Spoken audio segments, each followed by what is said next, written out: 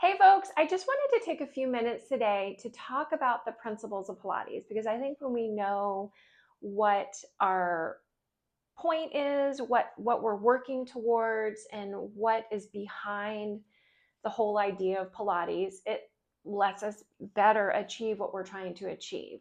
Sometimes we can go through the motions, but we don't know the actual reasons why, then we're not going to have the same results. So different schools of Pilates have slightly different take on the principles. So I'm just going to share what I learned many years ago, and there might be another school that would have something slightly different, but that basis is about the same.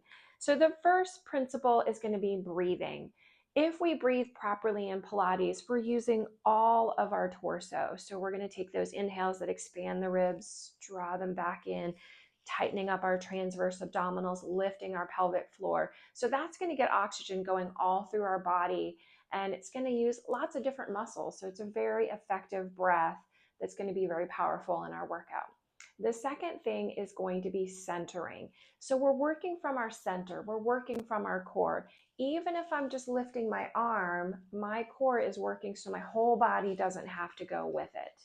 Along with that is going to go control.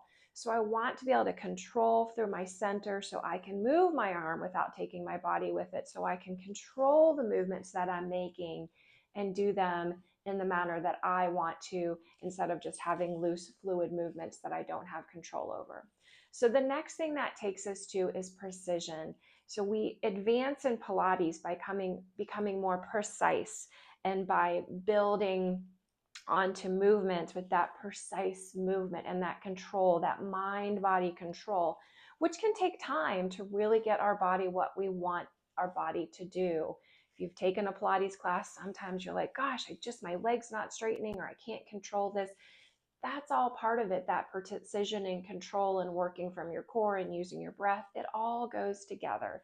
And that brings us to our final one, which is concentration.